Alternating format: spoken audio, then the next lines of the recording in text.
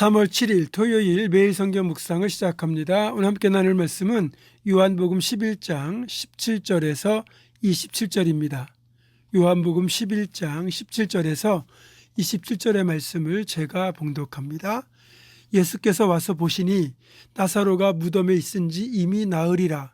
베다니는 예루살렘에서 가깝기가 한 오리쯤 되매 많은 유대인이 마르다와 마리아에게 그 오라비의 일로 위문하러 왔더니 마르다는 예수께서 오신다는 말을 듣고 곧 나가 맞이하되 마리아는 집에 앉았더라. 마르다가 예수께 여짜오되 주께서 여기 계셨더라면 내 오라버니가 죽지 아니하였겠나이다. 그러나 나는 이제라도 주께서 무엇이든지 하나님께 구하시는 것을 하나님이 주실 줄을 아나이다. 예수께서 이르시되 네 오라비가 다시 살아나리라. 마르다가 이르되 마지막 날 부활 때에는 다시 살아날 줄을 내가 아나이다.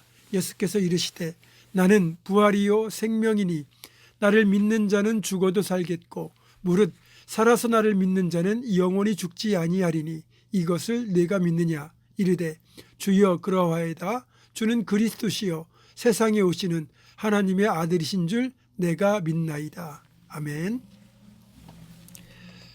아시는 것처럼 주님이 나사로가 살던 베다니에 도착했을 때는 나사로가 죽은 지 이미 나흘이 지난 상태였습니다.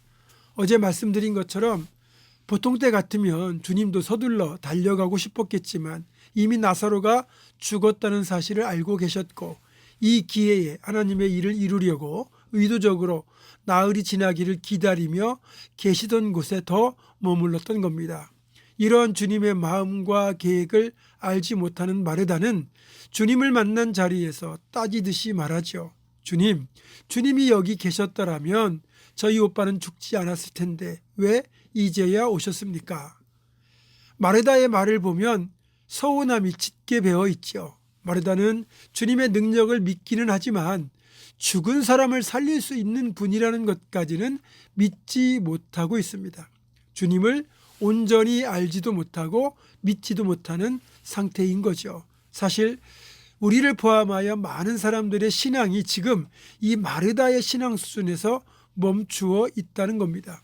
평소에는 말도 잘하고 믿음도 있어 보입니다. 그러나 주님의 능력과 역사하심을 평소 자신이 이해하는 수준에서만 이해하고 받아들이려고 한다는 것이 문제입니다. 그래서 내가 받아들일 수 없는 수준의 믿음을 요구할 때 우리는 믿음을 포기하거나 그 요구를 지나치다고 말할 때가 많습니다. 그렇기에 예수님에게도 나흘이라는 시간이 필요했던 겁니다. 나사로가 무덤에 있은지 이미 나흘이란 말은 인간적인 소생에 대한 기대감이 모두 사라졌음을 의미합니다. 전에도 말씀드린 것처럼 유대인들은 3일이 지나면 죽은 지 3일이 지나면 영혼이 육신을 완전히 떠나기 때문에 다시는 살아날 수 없다고 믿었습니다. 이렇게 유대인들의 기대가 다 사라진 뒤 나사로를 살려야 진짜 주님의 능력을 믿을 수 있기 때문입니다. 간혹 시신을 묻으려고 하는데 시체가 다시 일어섰다느니 또 상여가 흔들릴 때 되살아났다느냐는 전설 같은 이야기를 들어본 적이 있긴 하지만 이미 죽은 지 나흘이 되어 시체 썩는 냄새가 진동하고 있다면 누구도 소생에 대한 기대를 전혀 가질 수가 없습니다. 그래서 예수님이 나흘을 기다리셨던 거죠. 만약에 3일 안에 살리면 그걸 기적이 아닌 그럴 수도 있는 일이다 라고 여길 게 분명합니다. 이런 상황에서 예수님께서 마르다에게 나는 부활이요 생명이다 라고 말씀하신 것은 주님이야말로 생명의 진정한 주관자가 되시며 친히 부활의 첫 열매가 되셔서 우리에게 영원한 생명을 주실 것임을 말씀하고 계신 겁니다. 여러분, 이 말씀이 얼마나 위대한 선포인지 아십니까? 우리에게 부활의 소망을 주셨잖아요. 솔직하게 말해서 부활의 소망이 없다면 우리가 세상에서 가장 불행한 사람일 겁니다. 힘들게 돈 벌어서 헌금하고 쉬고 놀러 다녀도 부족할 시간에 예배당에 나와서 예배하고 기도하고 봉사하고 졸린 잠을 이겨가면서까지 새벽 기도를 할 이유가 없습니다. 오직 부활의 소망이 있기 때문에 이 모든 것이 의미가 있는 겁니다. 그리고 저는 목사가 된 이후에 적지 않은 장례를 치르고 장례 예배를 인도한 경험을 가지고 있습니다. 아무래도 교회에서 장례를 주관하여 교회식으로 장례를 치르는 경우는 대부분 고인이 다 예수를 믿고 돌아가신 분이기 때문에 가정 형편이나 사망 원인 등과는 상관없이 목사로서 소망의 메시지를 전할 수가 있다는 겁니다. 제가 장례식 때 개인적으로 가장 소망이 되고 위로를 받을 때는 다름 아닌 사도신경으로 신앙을 고백할 때입니다. 마지막 그 사도신경 부분에서 나는 죄를 용서받는 것과 몸의 부활과 영생을 믿습니다. 이 부분을 고백할 때 얼마나 위로가 되고 소망이 되는지 모릅니다.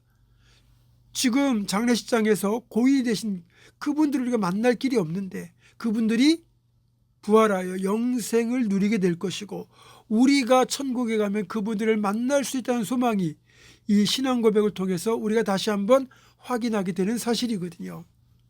여러분, 나는 죄를 용서받고 몸으로 부활할 것이고 영원히 살 것이라는 이 믿음의 고백을 통해 다시 한번 죽음 앞에서 우리가 소망을 품을 수 있는 겁니다. 하지만 부활의 소망을 모르고 예수를 믿지 않고 세상을 떠난 분들의 장례식에서는 달리 위로할 말이 없습니다. 그래서 부활이요 생명이신 예수님을 믿는다는 것 자체가 실로 엄청난 축복입니다. 이 땅에서의 삶이 전부가 아니라는 것, 죽는 것으로 끝나는 것이 아니고 부활과 영생이 우리를 기다리고 있다는 것입니다. 따라서 이 땅에서 조금 손해를 보더라도 조금 아프더라도 조금 힘들더라도 그까짓 것 얼마든지 쿨하게 넘겨버리고 부활의 소망을 품고 그 소망 가운데 행복하게 살아가는 우리 모두가 되기를 주님의 이름으로 축원합니다. 기도하겠습니다. 우리의 진정한 부활의 소망 되시며 생명 되시는 예수님이 계시기에 이 땅의 죽음을 우리가 두려워하거나 슬퍼하지 않고 저 천국 영생 소망으로 인하여 우리가 다시 한번 슬픔 속에서도 위로를 얻고 이 땅의 삶 가운데도 소망을 품고 살아갈 수 있습니다. 그 놀라운 소망을 주시고 진정한 생명을 주신 우리 주님께 감사하오며 정말 살아있는 모든 날 동안 이 소망으로 인하여 능히 어떤 삶이라도 감당해낼 수 있는 우리가 되도록 인도하여 주시옵소서. 예수님의 이름으로 기도하옵고 이제는 우리 주 예수 그리스도의 은혜와 하나님의 사랑과 성령의 교통하심이 부활이요 생명 되신 예수 그리스도를 믿는 신앙으로 소망 가운데 능력으로 살아갈 것을 결단하는 사랑하는 모든 성도들 이들의 삶과 가정과 생업과 앞날과 우리 교회 위에 지금부터 영원토록 함께 하시옵기를 간절히 축원하옵나이다. 아멘.